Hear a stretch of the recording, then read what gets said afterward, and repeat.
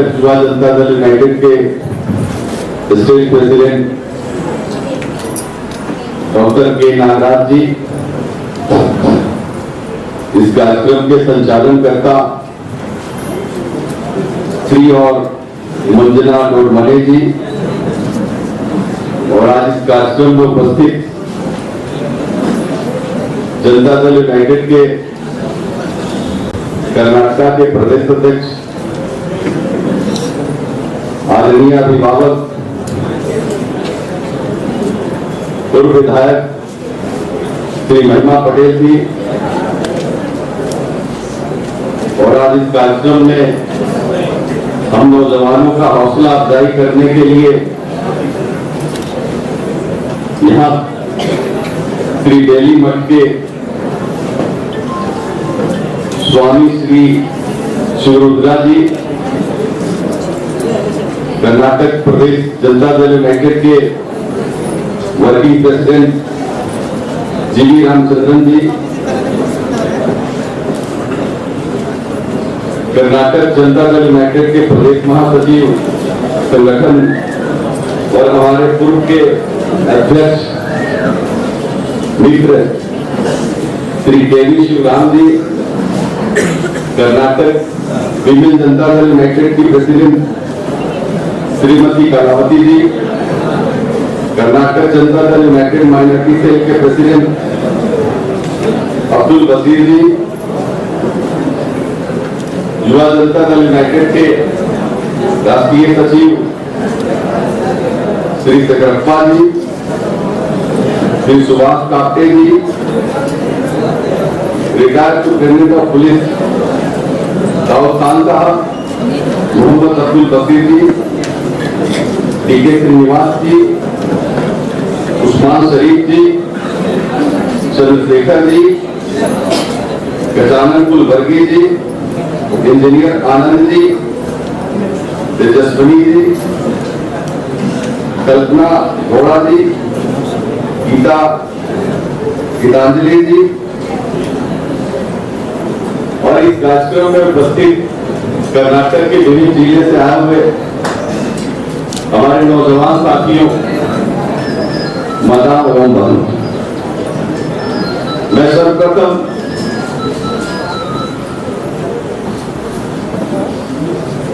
कर्नाटक की धरती को प्रणाम करता हूं और आदरणीय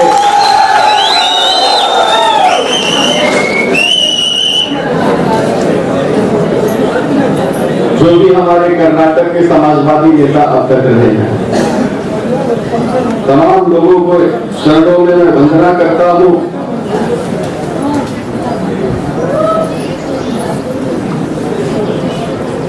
रामकृष्ण हेगड़े जी और आदरणीय जे.एस. पटेल साहब को मैं नमन करता हूं।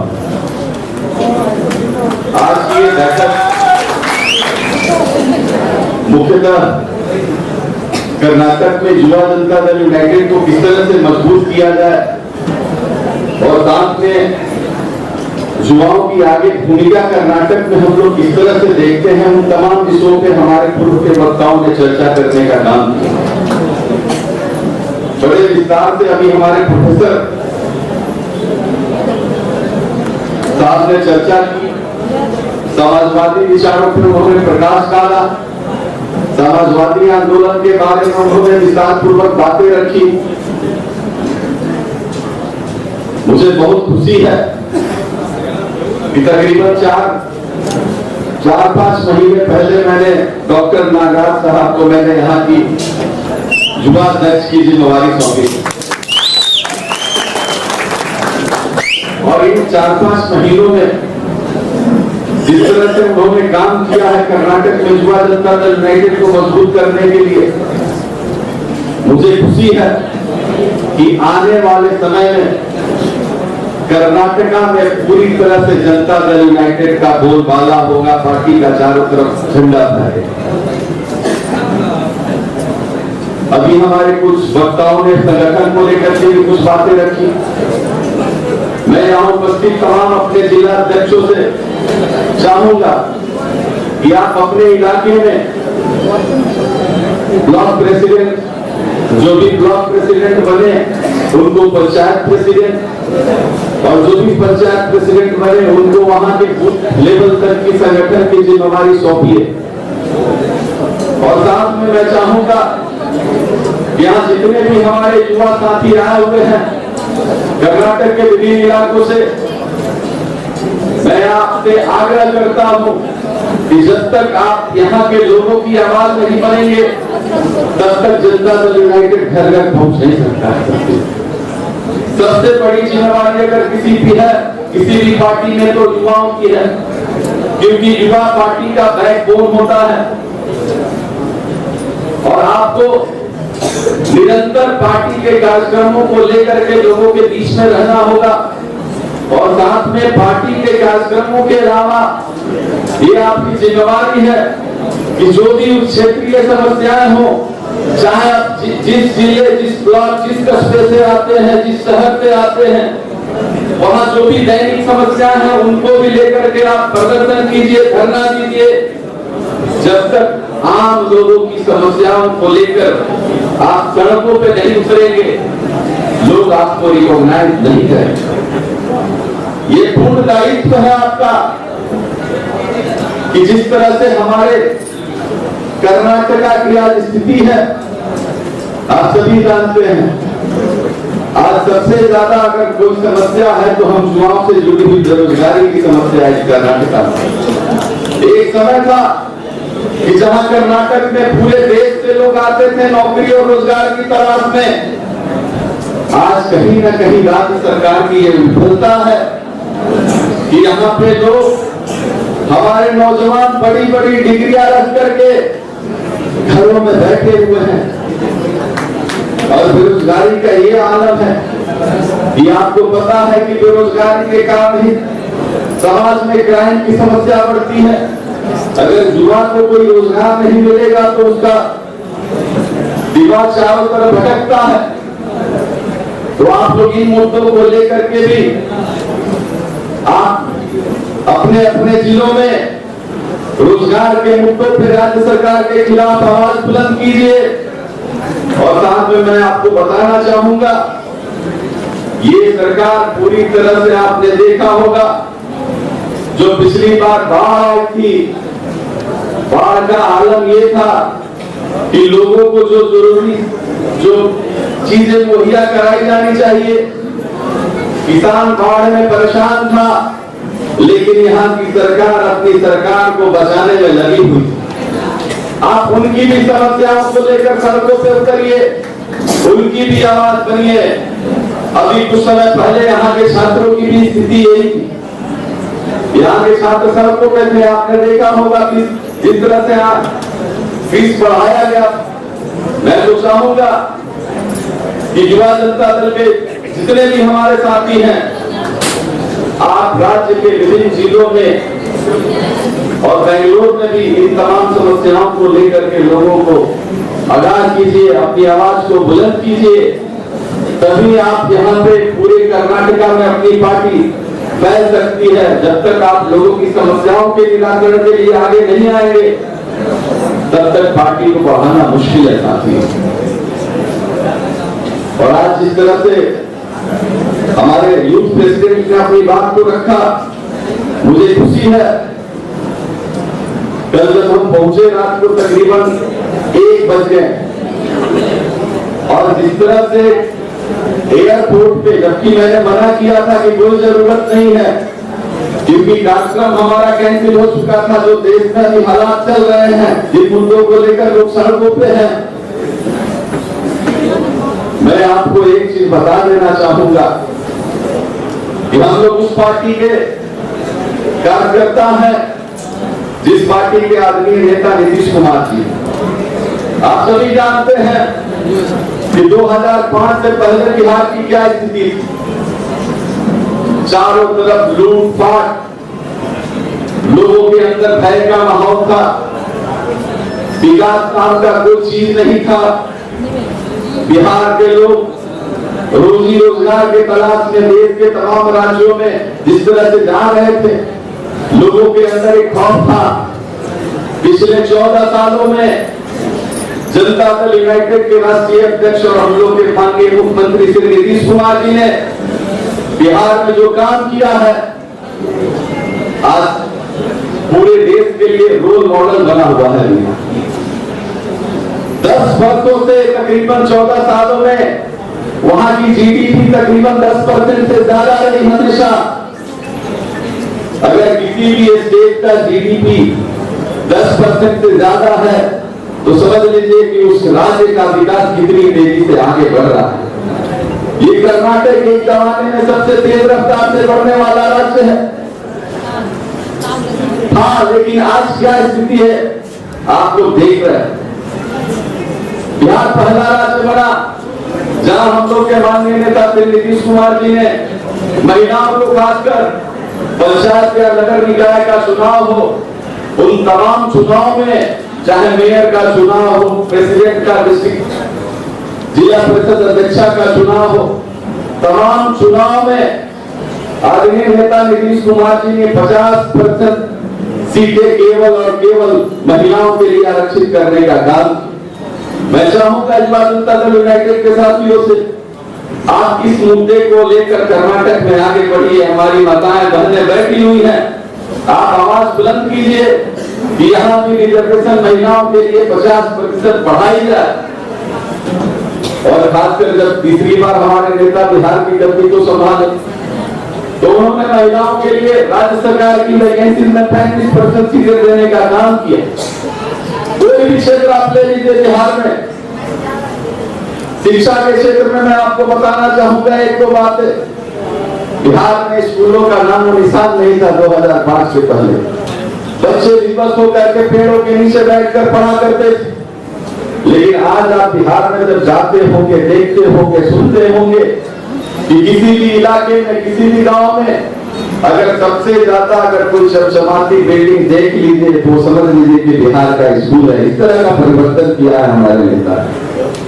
और खासकर जो हमारे गरीब बच्चे थे जो कि 12वीं क्लास के बाद आगे नहीं पढ़ पाते थे, उनके लिए आदरणीय नेता ने 4 लाख का स्टूडेंट क्रेडिट कार्ड देने का काम किया।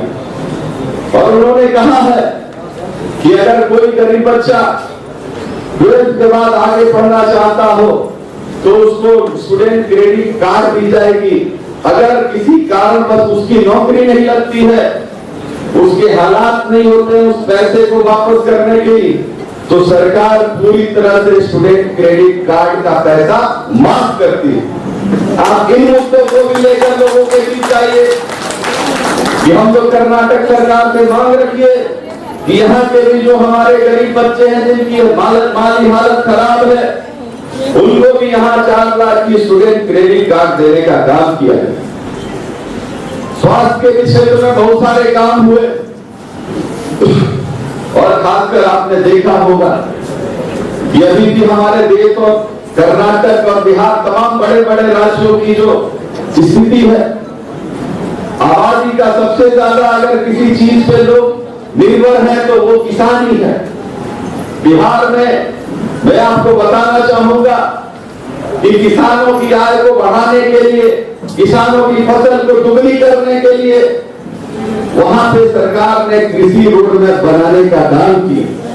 यहाँ भी आप लोग मांग करिए कि किसानों के लिए कृषि रोडमैप बनाए यहाँ की सरकार, क्योंकि जब तक किसानों की दुर्दशा में सुधार नहीं होगा तो राज्य का विकास असंभव है। क्योंकि किसान ये देश की आत्मा बसती है।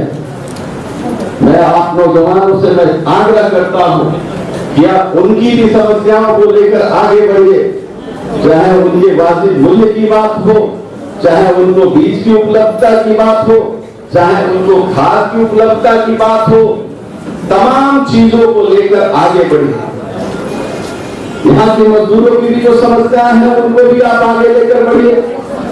जिस तरह का शोषण होता है, लोगों को जिस तरह से आए दिन बिना कुछ बताए नौकरियों से निकाल दिया जाता है, जो भी हमारे असंगठन क्षेत्र के जो संगठित मजदूर हमारे नहीं है, उनका जिस तरह से दोहन होता है, मैं चाहूंगा आप तमाम कर्नाटक युवा जनता दल के साथियों से आप तमाम लोगों की आवाज बने, चाहे किसान हो, मजदूर हो, छात्र हो, महिला हो। यहाँ प्रदेश में जो महिलाओं की सुरक्षा की बात है, आप उन तमाम मुद्दों को भी लेकर आगे बढ़िए, क्योंकि वो हमारी आधी आबादी है। उनकी सुरक्षा की गारंटी यहाँ की सरकार की होनी चाहिए। जब तक सरकार महिलाओं की सुरक्षा की गारंटी नहीं देती है, अभी आपने देखा होगा कि एक समय में यहाँ कितना बड़ा स्कैंडल अभी पूरे देश और पूरे मीडिया में जिस तरह से फैला। यहाँ सरकार गारंटी ले महिला सुरक्षा की।